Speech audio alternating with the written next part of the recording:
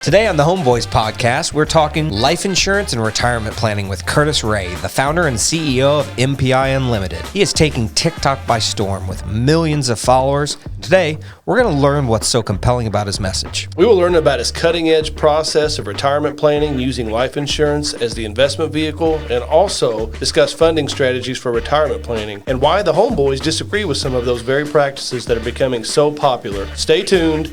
You're kicking it with the Homeboys.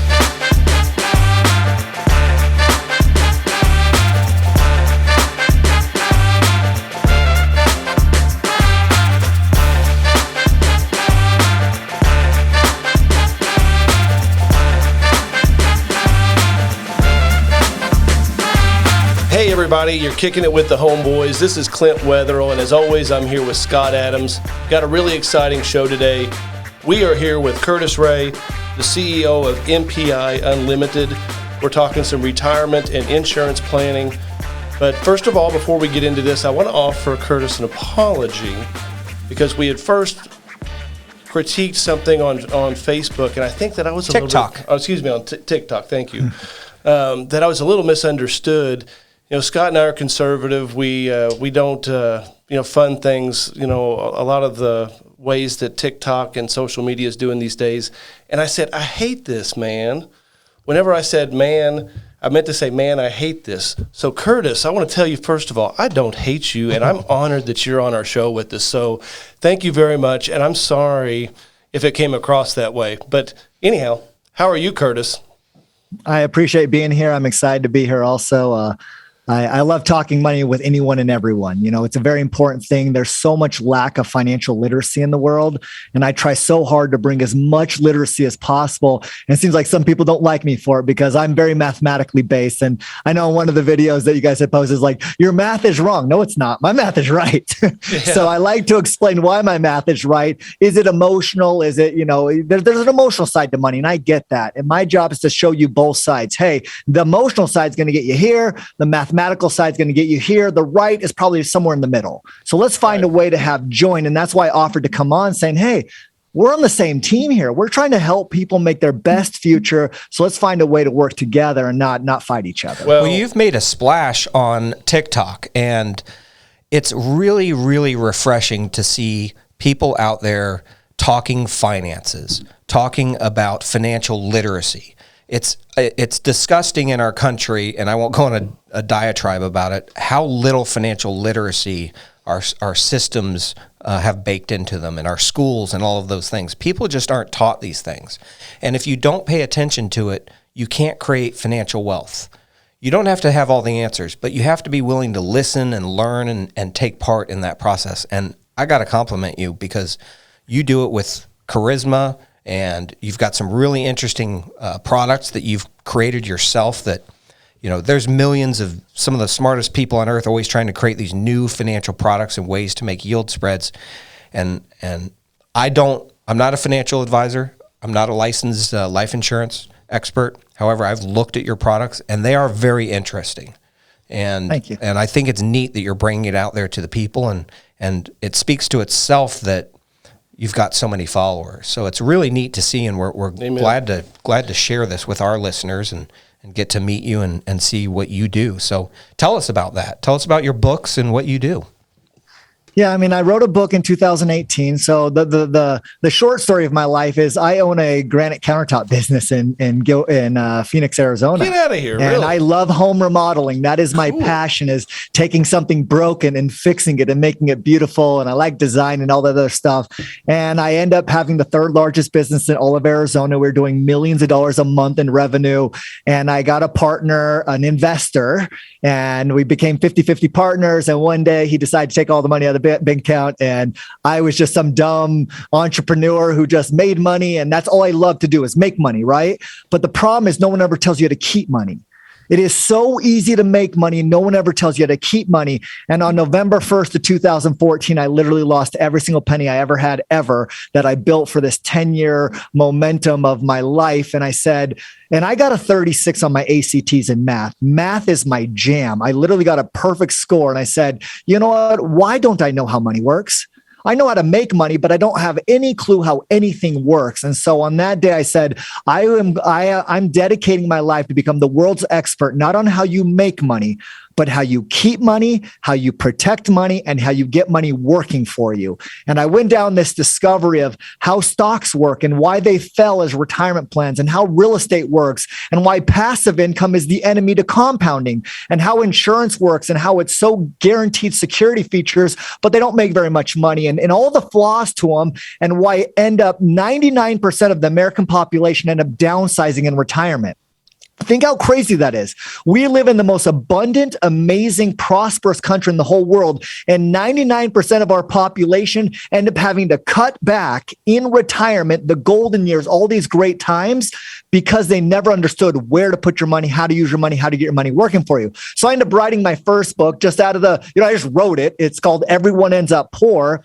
And it was my research I did for 4 years saying, if you get a 401k IRA, you will end up downsizing, not because you're not rich, but because you're not financially free. And 401ks, IRAs, index funds, mutual funds, ETFs, et cetera, are not designed as retirement distribution plans. They're designed as accumulators, meaning you make a lot of money, but then when you go to take out money from them, you only make around 4%. So you end up with $1 million in your portfolio that's only around 1.6% of the whole population, and you get $40,000 of income.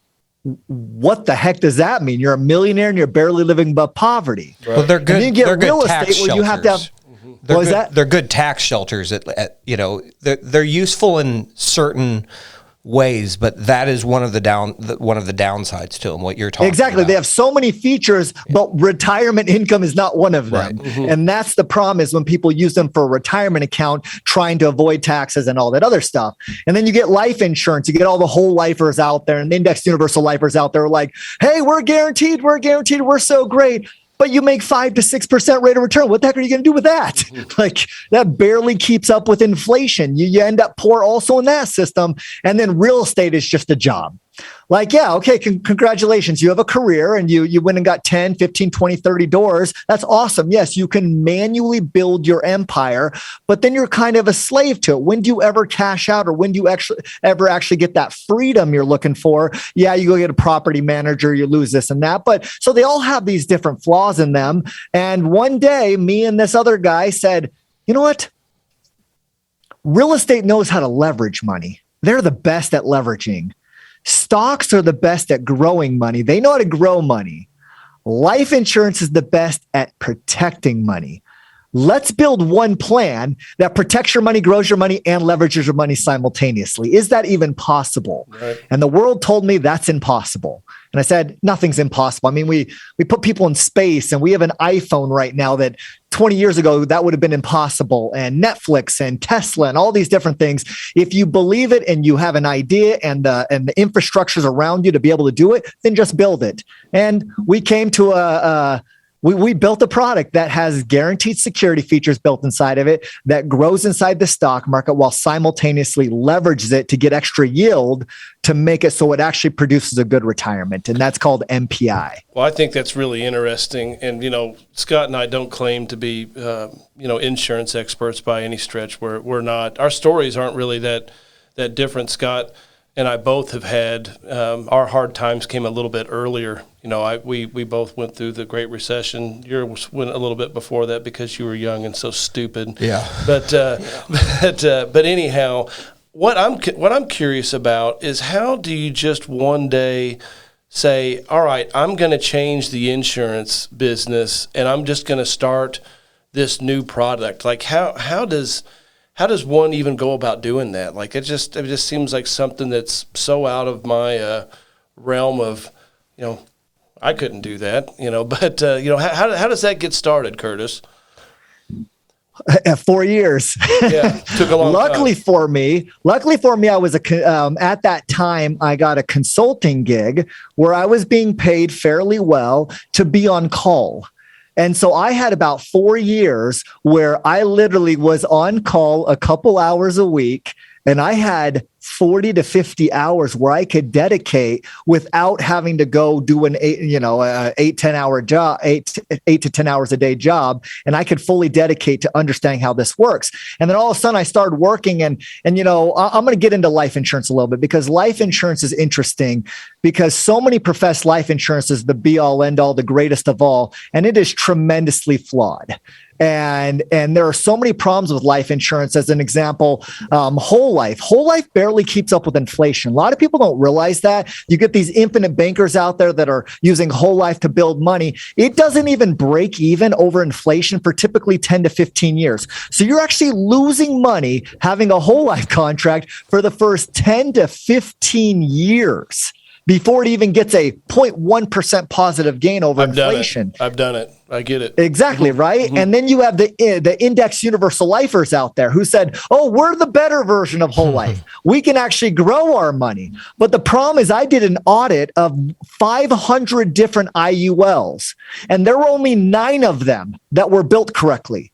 The rest were built underfunded, max commissions, max expenses, best for these MLM marketing companies who are out there selling these garbage life insurance policies to everyone. And here's how it actually happened. I was sold a garbage life insurance policy when I was 22 years old. And one day in 2014, what all really catapulted this whole thing is someone goes, did you know life insurance is garbage? And I go, what are you talking about? I have a life insurance contract. There's no way it's crappy. Like this financial advisor, CFP, who was also selling life insurance, said this was the best, and it was going to make me A, B, and C. And so one day I read all 47 pages of the contract, and holy crap, it was a piece of garbage. Not because the plan itself was a piece of garbage, but because the way he designed it to max his commissions, max the expenses, and do everything wrong, sell me way more life insurance than what I was required to buy, et cetera, et cetera, et cetera. And I called him up and I said, why did you design it that way? And he goes, you don't know what you're talking about. And I said, I just took 4 years of my life to read every single piece of literature ever published about life insurance and how you build them correctly and how you maximize them and use them correctly, and et cetera, et cetera. And this is unethical, and you do not even deserve to be in the financial industry if you're going to build this type of stuff. You know, we have experience that's not far off from that. Clint had a financial advisor who was very heavy on selling insurance, and I had a different financial advisor prior to that was real big on selling whole policies. And when I liquidated, I had about 100 rental properties in my 20s, and I liquidated them, and I was kind of in a down period. Northwestern paid me $4,000 to go get my life insurance licensing, my Series 6 and 63. And so I went and I did it, and just to learn. I had no plans to be in that industry. But There's no way that's the right number. Yeah, 7 and 63. I know right? It was 63. Is that right? 63, Curtis? 65, and 7. Yeah, 7 nice, and 63. Man. Those were the two I got, 7 and 63. And I learned so much of what a racket the whole life policy game is, and they paid me to learn that. So, you know, we have a similar background with that, where, you know, when you finally start peeling back the layers of the onion on some of these policies that are so popular, how ugly they really are. And because they're heavy commissioned. And so they're promoted by these insurance companies and insurance MLM marketing companies that are like, here's how you design them. So the agents aren't bad people. They just literally do not understand. They think they're literally, their mottos are like, saving American families and protecting people's lives and all stuff. Oh, they literally do not realize they're completely screwing every single person they go to. Yeah. However, there is one way to build an insurance policy that works, and it's called max funded increasing death benefit. And by designing a policy, max funded increasing death benefit, it can cut out up to 90% of the commissions, expenses, life insurance, et cetera, so your policy even has a chance to work. And that one way of designing, but the problem is, it cuts out up to 90% of your commissions.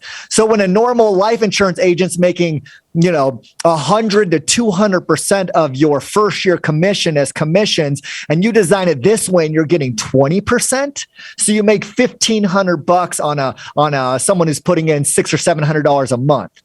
how many policies do you need to sell per year to even make it your career? It's almost impossible for most people because it's hard enough to even get a client, let alone get a client, make $1,200 to $1,500 on them and go sell 50 to 100 of them to even make a good career. So very few people. I have so many agents who come to me and say, Curtis, your system is so awesome. I want in. You're killing it. How much do I make? And I go, on average, $1,500. Like, I'm out.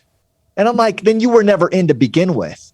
If you're not in it to do absolutely what's best for the client every single time, make money your result, not your reason. And the moment you make money your result, not your reason, and your reason is to bring top value to every single person, all of a sudden volume becomes part of your game. I did 3,000 clients last year. Yeah, I only made $1,500 on average, but do the math. I made a lot of money. Right. But it was bringing absolute value to everyone else. But now going into the original question, I know this is a little bit long-winded. Okay. How did I design MPI? So I first learned that you can only design a policy one way, max funded, increasing death benefit. And if you do that, you can actually get a full return of around 6.5% to 7% interest inside of an insurance contract. That's okay. Stock market does 10 on average, but inside of a life insurance contract, you get guaranteed security against stock market risk. 100% tax-free deferred growth, tax-free retirement income, tax-free death benefit, no access penalties, large contribution limits. You can put in $1 million a year, retire in 5 years if you want. There are a lot of advantages inside of a life insurance contract because it's a private plan. It's not a government mandated plan. And so there's a lot of advantages. So people will take a 7% rate of return on average for all the benefits inside of this life insurance contract. But then I saw this thing on page, I'm just going to joke, but on page 14 of the life insurance contract, it made this claim, and it said, you can take a participating loan at 4%. A participating loan means you can take a loan against the contract, not from the contract. You don't take from the contract. You can take a loan against the contract at 4%. And so I called up the insurance company. I said, can I take a loan against my contract at any moment in time equal to my cash value? And they go, yes, you can. I go, and the cost will be 4% right now. And they go, yes. And I go, can I take a loan against my contract and put it right back into my contract? And they go, yeah, you can pay off the loan. I go, no.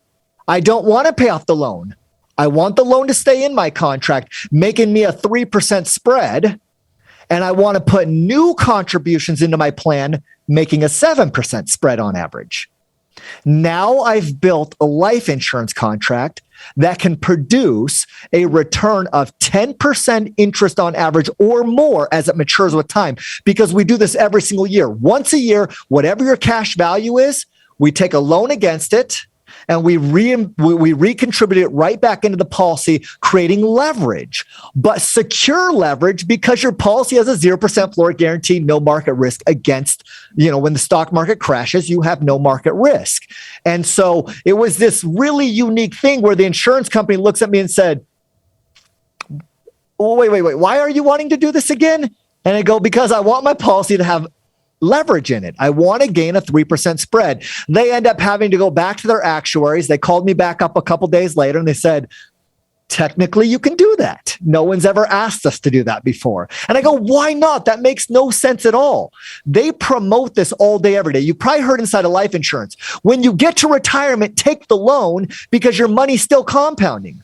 The only thing I asked was, if your money can still compound when you're spending it, why not do it sooner than retirement? Why would you wait till you're 65 to get this 3% spread? Start when you're 20. Start when you're 25, when you're 30, when you're 35, when you're 40. This works at 10% when the yields you can get up to 10%. At what number does this stop working? When yields drop? It stops working when your plan can't make more than around 4.75%. Okay. Because the cost of all your expenses combined ends up eating up around 0.75% of your total growth. And then 4% so interest. If the plan can make 5% and your loan rate's 4%, it's gaining a positive arbitrage spread, which then brings you value long term. And once you start compounding that 1, 2, 3% arbitrage spread, it becomes this crazy number. Like people look at my numbers on my board and they go, there's no way you can get 10, 11, 12% securely. And I go, I'm not getting 10, 11, 12% securely. I'm getting 7% securely on average, plus a match program where the insurance company is matching my money every year, which is bringing me an additional 3% on average securely. And when you add them up, that's called secure leverage. You can get 7% securely. So why not everyone chases the highest rate of return and they don't chase the highest returns. There's a difference between those two things because chasing the highest rate of return puts you at risk. The higher you push it, the more risk you can, rather than finding something secure and multiply it. Remember how I said, build your foundation and get your foundation strong. Right. And once you can find something secure, like real estate does it forever, you find a good rental, leverage it, and then build out another one.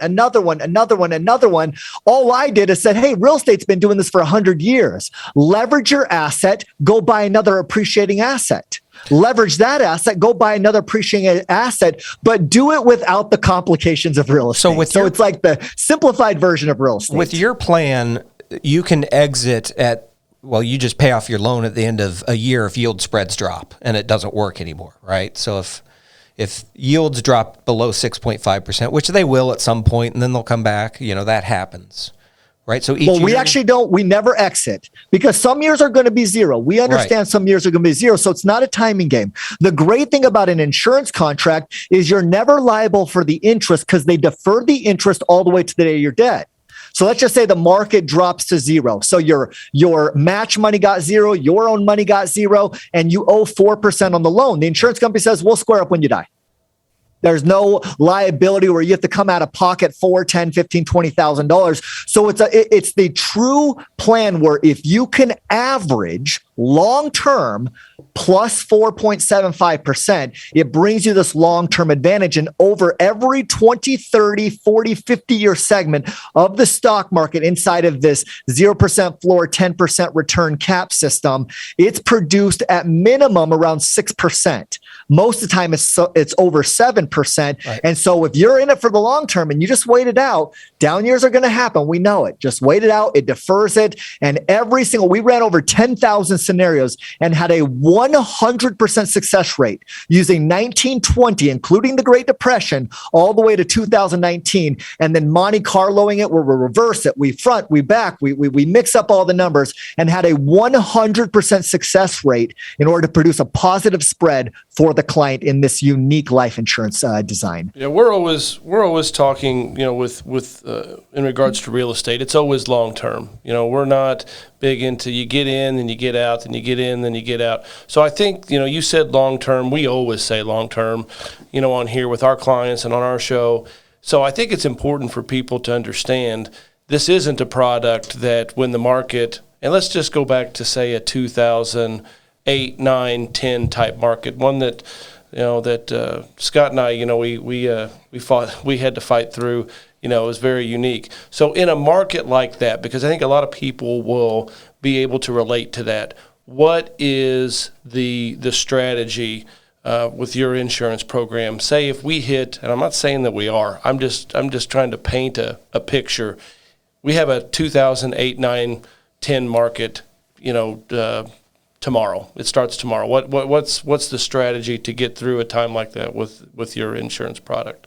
Because I think I know this is going to sound really weird, but the bigger the dip, the better it is for us. Yeah. So 2008s are wonderful. And I know that sounds absolutely crazy because the bigger the dip means the better the long-term growth trajectory.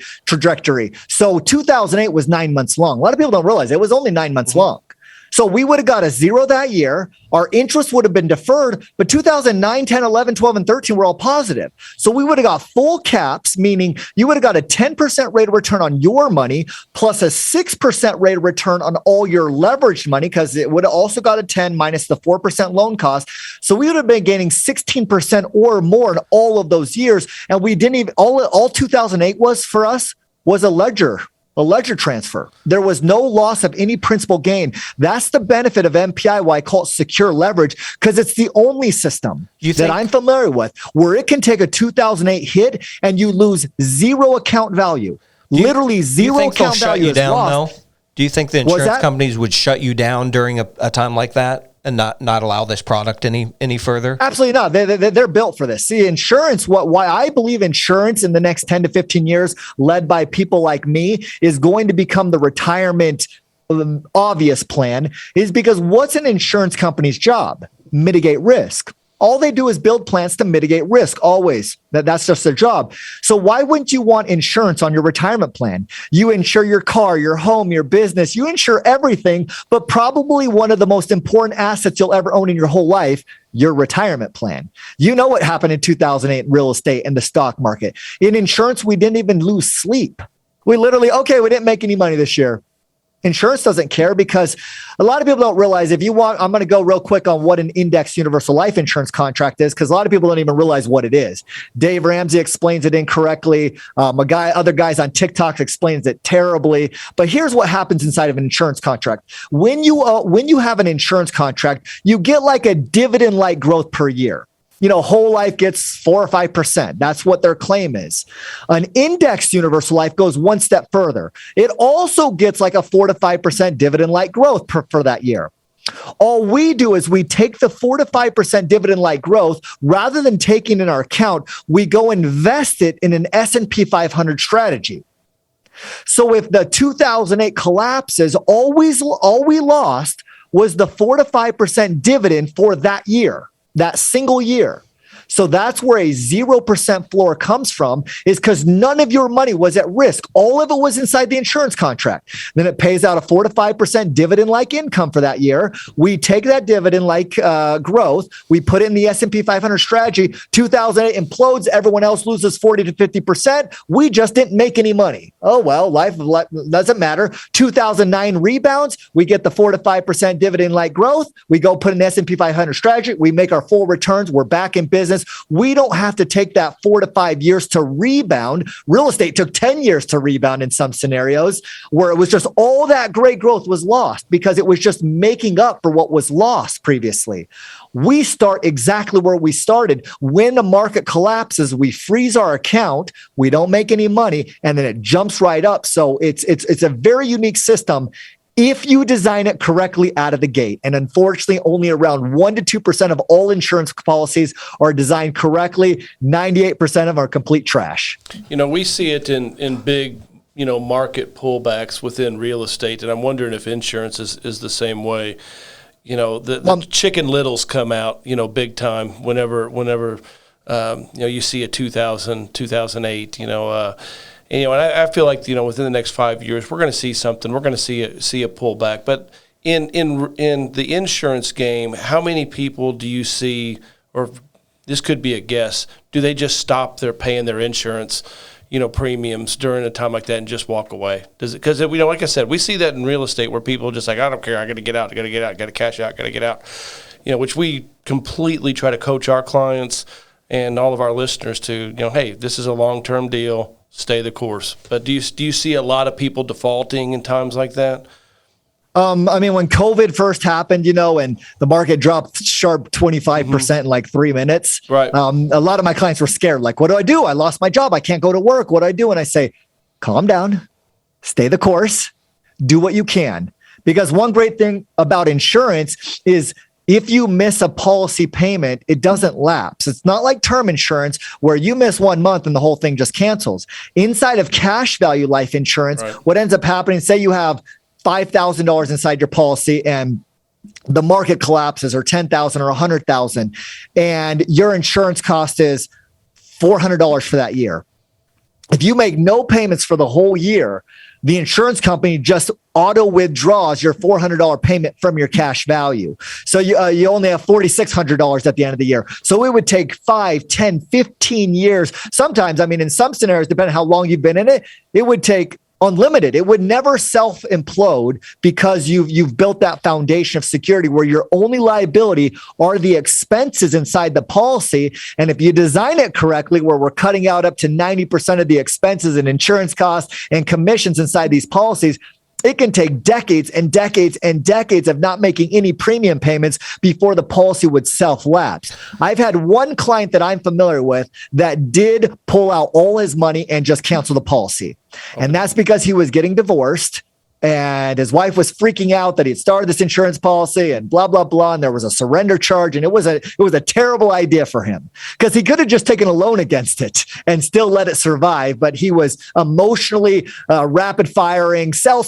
I got to get out of everything. I got to make this happen. But we educate so heavily. Couldn't you technically have losses in it during a downturn? If someone loses their job, they're not paying, their premiums on it, and they've got a 4% loan on it. So you could technically lose money during those down years, right? Yeah, the 4% loan is a deferred loan, so you don't owe any money. But yeah, I mean, it's technically an IOU, so that's technically a loss when you consider it. Right. Hopefully there's a rebound right behind and stuff like that. The liability is your expenses. So if you made no premium payments, and you had $10,000 and a year goes by and the market's a zero and your insurance cost was $300 or $400, you will end that year with $9,700 or $9,600 or whatever else. So and that's why it would take 10, 20, 30 years of no payments, just deducting your insurance cost over and over and over and over until the policy finally runs out of money. Well, let me talk about another part of the plan that you explained at the beginning that we haven't touched on yet, which is using real estate, leveraging real estate in order to fund this. So tell us your philosophy on that. Yeah, I'm not a big fan of taking out home equity line of credit to fund it. That's something that as a financial professional, we do not tell people go into debt. My video that you guys were watching and the other videos I make, I say, if you have a 15-year mortgage, that extra money that you're putting towards it is going to save you around $160,000 of interest.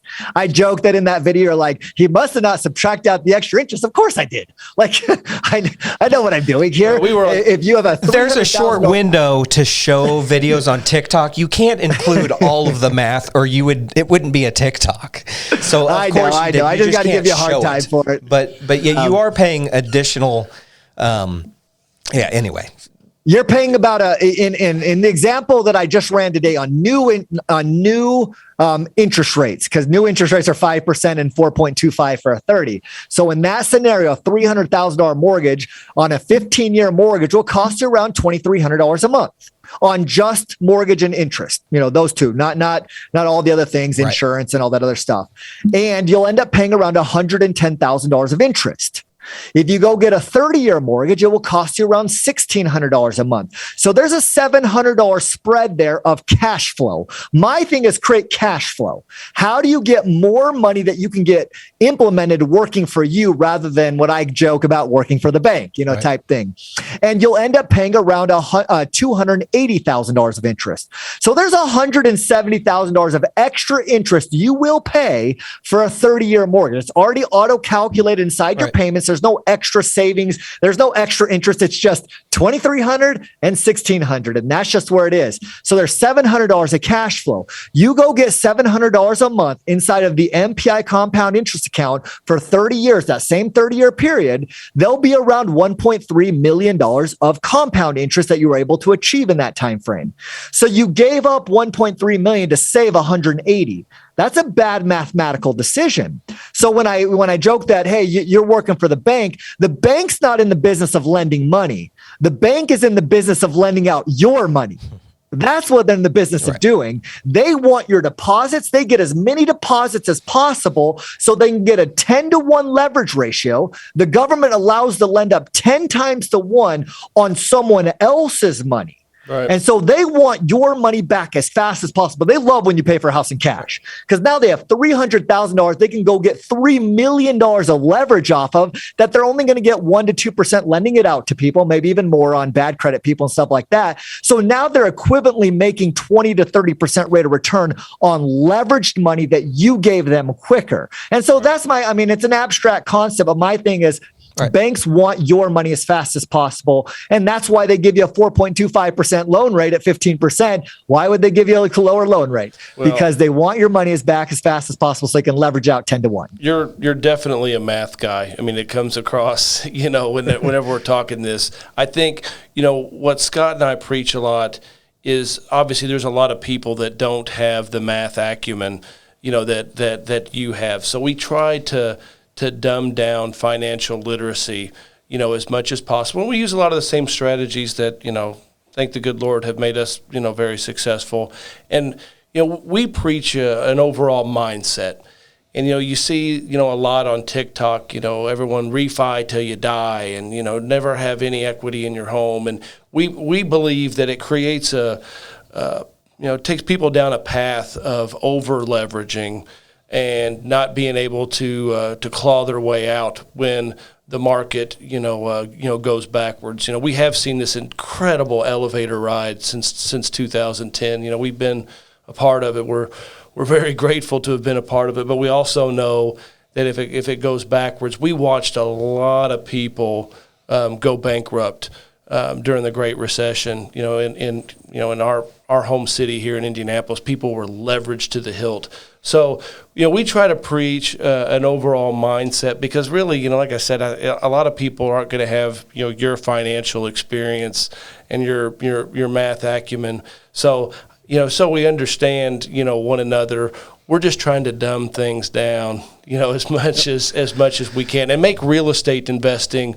It doesn't have to be that difficult. It doesn't have to be. So one of the things that's very important that we are fighting the trend on is the over leveraging. And for someone to go from a 15-year mortgage into a 30-year mortgage on their principal residence instead, in order to have more cash flow to put into an investment product, I've got zero problem with. I've got no problem with people doing that. However, if people are squeezing every penny out of their houses and then leveraging to buy more rentals and then leveraging to get more money to put in other investment vehicles like what you have, that's our core issue that we see out there that's dangerous, especially in real estate from our perspective, because when there's a pullback in the market, and let's say, during those down periods when MPI goes to zero, your returns are at zero, and you guys are salivating because there's an uptick coming and you're excited. At the same time, people are going to be losing jobs. Tenants will too. Rents go down. And people who don't have equity, if they have a situation in life where they have to sell their primary residence, maybe sell their rentals to get by to pay for their daughter's wedding, we've seen that snowball and put people into bankruptcy who just leverage too much. So what do you think is enough leverage? Where would you draw that line? Okay, so I agree with you. I am so anti-over leverage. So the problem with a lot of insurance guys is, especially with infinite banking, they always get these whole life policies and they leverage at 95%. And one down year, you can't even afford to pay the interest and all the other crazy things that happen. So I'm a big fan of slow and steady. Inside the MPI system, we don't even start leverage till the third year. You've got to make 2 full years of payments to build a foundation of cash flow, of cash value, support 6 or 7 years of down years in a row where you can afford the interest payments, even if you didn't put any more money into it. So there are things that we've done to make sure that slow and steady wins this race, guys. You do not need instant gratification. You do not need to get rich quick. Let things build so that no matter what happens, you're a tank. And Armageddon can happen. You can make it happen. And why I'm a big fan of 30s over 15s, because I believe 15s are actually a higher liability. And the math shows me that it's a more liability because if everyone goes, well, if you lose your job, your house is paid off. What happens in the first 15 years where you have a 35% higher mortgage payment? You have zero cash flow. You have zero liquidity because it's all inside that. And then your equity drops, when you put all your money inside your equity and the value of your home went from $300,000 to $175,000 like it did in 2009. You lost all the money you put in. So you invested all this money over that 5, 6, 7, 8, 10 years. You had no liquidity and you have a 35% higher payment. Yeah, on that point, I actually, when I was early in my career, followed your advice there. I got a 30-year mortgage always, and I paid it on a 15-year schedule, but I had it as my safety net in case there was a downturn. I totally get that reasoning. What you just said. So you can survive it. You just see people are so bad with money. Right. You see people. They're so bad with money. So bad with money. But I'm totally on board with that. In fact, I've done it. You have too. I've done it. And, It's been a while, but I did the same. And so what I'm just saying is, rather than put that extra payment towards your mortgage, if you have a place to put it securely, that's the key. That's why do I tell people to go get a 1530 and go put it into investments like crypto and other things? I say, heck no. you're too insecure. What if the market dropped 40% tomorrow? Like, that doesn't make any sense at all. Yeah, like, I'm even more on the camp of, yeah, you're probably better off paying off your house if you're going to go do crazy investments. Like, that's crazy. But because of the security features of MPI, and you do not lose liquidity even in a 2008 40%. So you're 5, 6, 7 years into it. You've been saving $700 a month in MPI, which is $8,400 a year. It's now compounding. It's growing. At year 7, the market crashes 2008, and you've got $70,000 of liquidity in your account. It did not go down a single penny. You have the lowest payment possible. You lose your job. That's the key. You lose your job. You have $70,000 that you can pull from to live your life, rebound, go get a new job that you would not have if that money was in equity. And then the home value and banks tighten up and they don't even allow HELOCs at that point in time. And you're just in a really, really bad position. It's great to have a lower payment, but if you have no job and no cash flow, that becomes a whole different thing. So the secure compound interest account is where I hope you and I can somehow, come to this, more we talk and maybe we can become a relationship where, okay, a secure compound interest account makes sense. In that one scenario. Most people don't have the access to banking that someone like Clint and I have. Our bankers are willing to create products for us. And what's interesting is, and I've never talked about this publicly, but we have something that they've created for us that's not far off from this. That's awesome. Using some past retirement funds that we loan ourselves that the bank has allowed. And it's a one-off product that they created for us. So this is not far off from what we've done in many ways. And we love it. And infinite banking is a big thing. And we just launched the MPI Infinite Banking Plan. I was really against infinite banking for the longest time because inside of a whole life contract, you never make money and your loan rate's higher than your dividend rate. And so you're losing money, borrowing your own money. Right. It's just a complete and utter sales gimmick. The whole thing is a sales gimmick. However, inside the MPI system, you can have your money working in 3 places at the same time. The MPI Infinite Banking Plan, your money's inside of a secure compound interest account gaining around 7%. When you want to go buy a real estate deal, now you can be selective. You don't need to force investments because you have your money growing for you already. It's already somewhere growing at around 7%, which is a solid rate of return compared to, most every type of return. So you get that. Now you go and find an awesome real estate deal, buy a small business, whatever. You can leverage against your MPI plan, still making 3%. So now you have your money making your 7%, 3%, and also whatever the investment is making you. So the MPI Infinite Banking Plan is the only plan I'm familiar with where it's working in 3 places. Everyone says, oh, get your money working in 2 places at one time. I'm like, oh, that's cute. So do you believe in passive income then from real estate as well? I wasn't sure on your message on that. Yeah, I don't believe in spending the passive income until you hit a point where you've earned the right to spend the passive income. Because you spend passive income, it's not compounding. You got to be reinvesting that passive income over and over and over until you've hit the point where you've hit financial freedom, then spend it all day because you've earned the right to spend it. But so many people go and get this $300 a month, $500 a month off their rental, and they're spending it.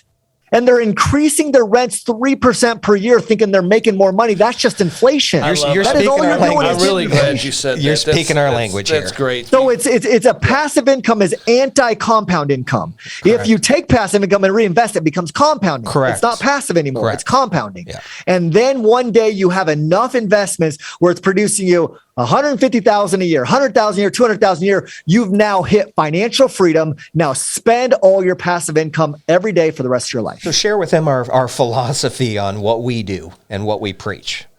Like as far as with passive income as we service debt first. Correct. It's service that debt. Well, we're a bit of a we're the exception, folks, because we live so far below our means. I mean, we both drive vehicles that are 30 years old, and we're old fuddy-duddies. But we're always investing all of our money back into other deals, and we've got a partnership that we believe in just being very conservative, not using the gains that we get from our real estate to go fund some crazy lifestyle with a McLaren and a private plane, and you see a lot of that stuff on TikTok, and there's a particular guy that we've discussed where he's got a 6-wheel car, and he's got a shirt that's got $100 bills, on it, and it just.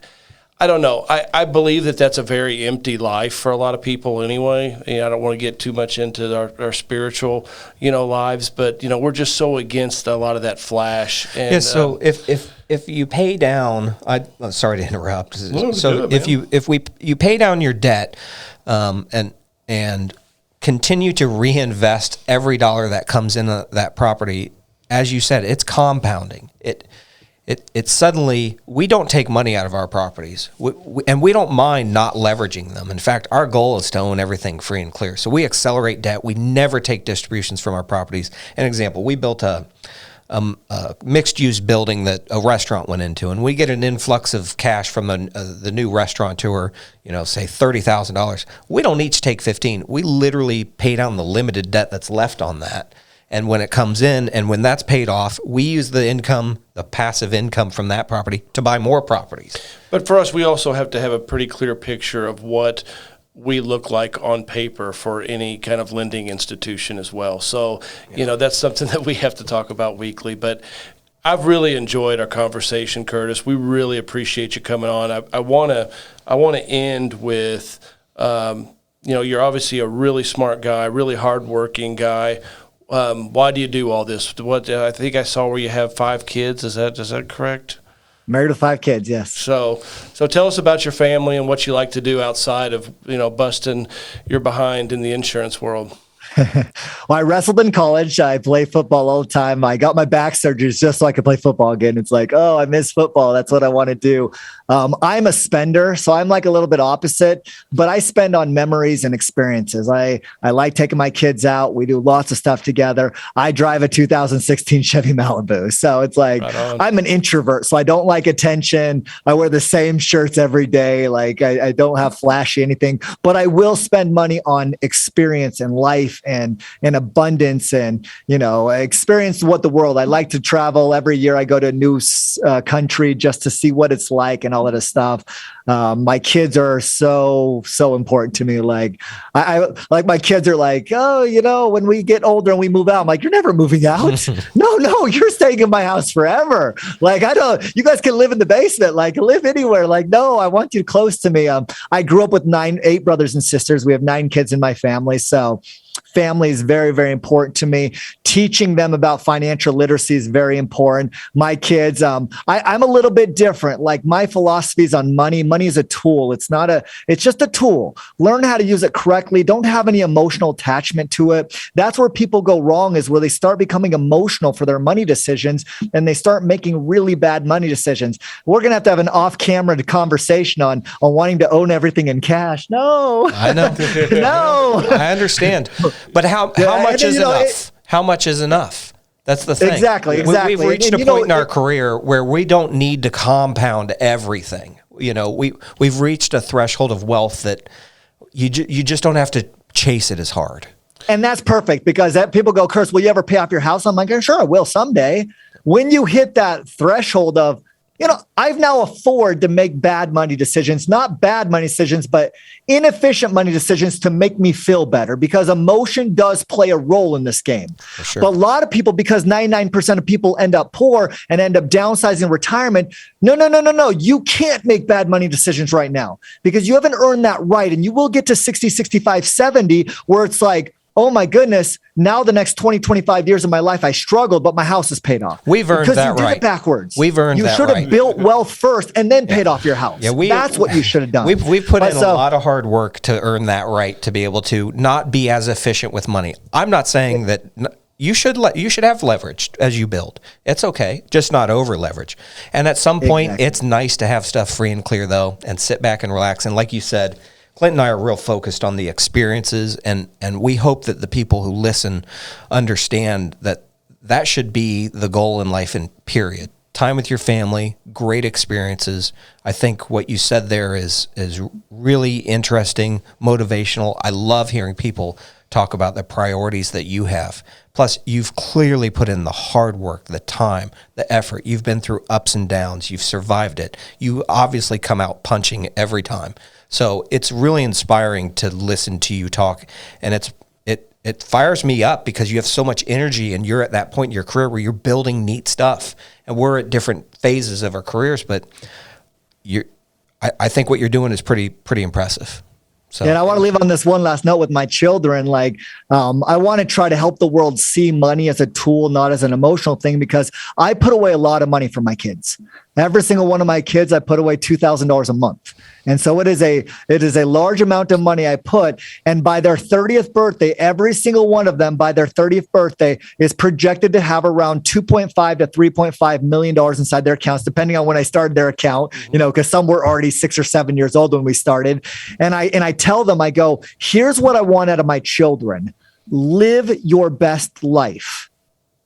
Do exactly what makes you happy. Spend time with your kids, go on vacation with your spouse, things like that. I never want money to cause you to make a decision that makes you unhappy. So many people, for example, I have someone who works for me and he's a great individual and he's a chef and he loves the arts of culinary. Like he loves it, but it pays $30,000 a year. So he can't do that. You cannot support a family of 2 kids and a wife on $30,000 a year. So he had to leave his passion to go do something that pays the bills. And how many people do you know that are not doing what they're passionate about? And so I told my kids, I go, by your 30th birthday, you better figure out what you love to do. You better be the world's greatest at it. You better go find happiness to every degree, and you will never worry about a paycheck, because that should not be a reason you are not happy. This will provide your paycheck, but now go bring value to the world, be awesome, be great, and be the best at everything you do, no matter what you do. Money will not be a point. And some people are like, how dare you? They're going to be trust fund babies. I'm like, that's just how you raise your kids. My kids are freaking awesome. They will not be trust fund babies because they are out there to help more people be happy and bring that value to the world. Well, I think it's awesome. I'm a little old to have such young children, and I appreciate what you said. I'm still learning to be a parent every day. I love it. I'm a girl dad. I've got 2. I can't imagine you having 5. You've got a special woman at home, and I think it's great. I saw a picture of your beautiful family, and blessings to you, your wife, and your children. We just thank you for having you on the show and spending some time with us. This is Curtis Ray, CEO of MPI Unlimited. I also want to say his books are Everyone Ends Up Poor and The Lost Science of Compound Interest. I'm going to check them out. Curtis, we really appreciate you having you on the show. You have a wonderful day. You guys too. It was a pleasure. And anytime you want me on, let me know. Will do. Thanks again. Hey everyone, thanks for listening to our podcast with Curtis Ray. Keep in mind, we are not life insurance experts, so please do your own research. Curtis, we appreciate the great conversation. Good luck to you. Real estate investors, till next time, happy investing.